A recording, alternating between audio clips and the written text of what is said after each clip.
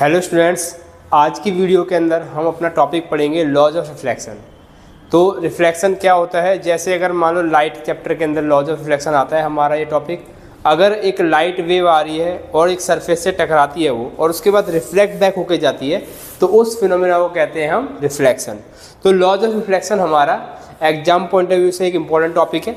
ये अक्सर आ जाता है 2 मार्क्स के अंदर लाइट चैप्टर के अंदर। तो चलो हम इसको देखते हैं लॉज ऑफ रिफ्लेक्शन को। तो laws of reflection of light, पहले हम एक डायग्राम बनाएंगे, डायग्राम फॉर्म में समझेंगे। अब अगर मान लो कोई एक सरफेस है, अगर उस पर लाइट वेव आ रही है, ठीक है, तो जो रे आती है लाइट की उसको कहते हैं हम इंसिडेंट रे। क्या कहते हैं? Incident ray. और जब वो टकरा के वापस जाती है स्टूडेंट्स, तो उसे कहते हैं हम रिफ्लेक्टेड रे। क्या कहते हैं? Reflected ray. ठीक है। अब ये जो इमेजिनरी लाइन हमारी नॉर्मल होती है, इससे जो एंगल ऑफ इंसिडेंस बनता है, जब इंसिडेंट रे आती है और टकराती है एक सरफेस से, तो हमारा जो एंगल बनता है उसे कहते हैं हम एंगल आई, यानी कि एंगल ऑफ इंसिडेंस। और जब टकरा के वापस जाती है तो उसे कहते हैं एंगल आर, यानी angle of reflection. Okay, so angle I होता है इसके अंदर, एक होता है एंगल आर। और ये वाली जो रे आ रही है इसे कहते हैं इंसिडेंट रे, और जो टकराने के बाद जो रे जाती है उसे कहते हैं हम रिफ्लेक्टेड रे। तो 2 रे होती है हमारी, इंसिडेंट रे और रिफ्लेक्टेड रे। ठीक है, तो ये इसको मैंने यहाँ लिख भी दिया है। एंगल आई को एंगल ऑफ इंसिडेंस कहते हैं और एंगल आर को एंगल ऑफ रिफ्लेक्शन कहते हैं। ठीक है, चलो, तो ये इसके 2 पॉइंट हैं। सो फर्स्ट पॉइंट है incident ray, reflected ray and normal lie on the same plane. ये हमारा फर्स्ट पॉइंट है। और जो हमारा सेकंड पॉइंट जो मैंने अभी आपको बताया था, एंगल आई और एंगल आर, एंगल आई और एंगल आर दोनों सेम होते हैं, उनकी जो वैल्यू होती है वो सेम रहती है। That is angle of incidence is equal to angle of reflection. So ये हो गया angle I equal to angle R. तो अगर मान लो, अगर मैं एक ये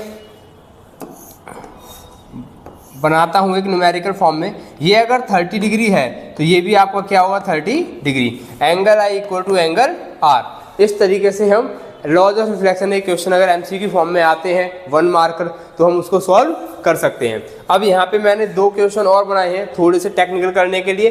अगर हमारा एंगल आई 30 डिग्री है और एक्स पूछा है, ध्यान देंगे स्टूडेंट्स, यहाँ पे हमसे एंगल आर नहीं पूछा है, एंगल ऑफ रिफ्लेक्शन नहीं पूछा है, एंगल एक्स पूछा है। तो अगर हम इसे निकालना हो तो हमें ये पता है कि ये पूरा हमारा 90 डिग्री होता है।